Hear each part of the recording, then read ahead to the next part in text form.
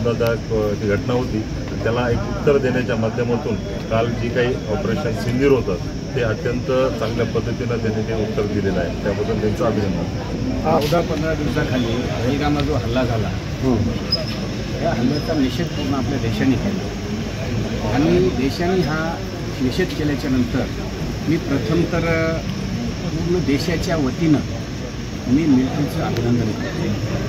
त्यांनी जे सिंदूर हे जे ऑपरेशन जे चालवलं त्याबद्दल मिलिटरीचं प्रथम अभिनंदन देशाच्या वतीनं करतो आणि नंतर देशाच्या वतीनं आपल्या देशाचे पंतप्रधान नरेंद्रभाई मोदी यांचं आणि सरकारचं मनापासून अभिनंदन आणि जैसी करणी वैसी भरणी असं ज्याला म्हणतात ते खऱ्यात उतरलेलं आहे। आणि मी सांगतो तुम्हाला हा पहिला टप्पा आहे, त्या पहिल्या टप्प्यात जर नाही सुधारले, कोण नाही सुधारलं? पाकिस्तान जर नाही सुधारले तर हे दुसरा तिसरा चौथा टप्पा बी होऊ शकतो। आणि तुम्ही बघितलं असेल आपले देशाचे पंतप्रधान आज पूर्ण वर्ल्ड आपल्यासोबत आहे। अमेरिकेने काय सांगितलं, ट्रम्पने काय सांगितलं बघितलं का?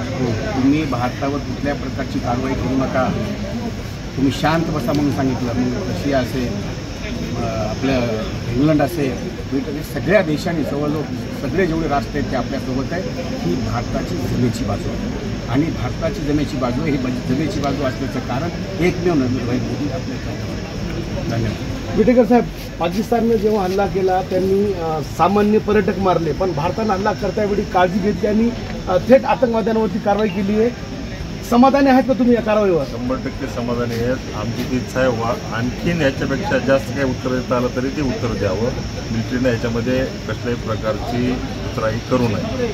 भारतीय म्हणून काय म्हणतो आपल्या इथला भारत म्हणजे पूर्ण सगळे समाज एकत्र आहे, मुस्लिम समाज एकत्र आहे। मुस्लिम समाजाने कुठे कुठे मोर्चे काढले, मुस्लिमांनी निषेध केला आहे सगळ्याचा, त्याच्यामुळे सर्व आपला देश एकत्र आहे आणि देश एकत्रच हे जे रात्री जे सर्जिकल स्ट्राईक जे झाली सिंदूर हे त्याचं म्हणजे उत्तर आहे। समाधानी आहात तुम्ही त्यांच्या कारवाईवर? समाधानी आहोत आणि फक्त एवढ्यावर जर थांबलं तर ठीक आहे, एवढ्यावर नाही थांबलं तर 2, 3, 4 असे आणखीन हल्ले होऊ शकतात।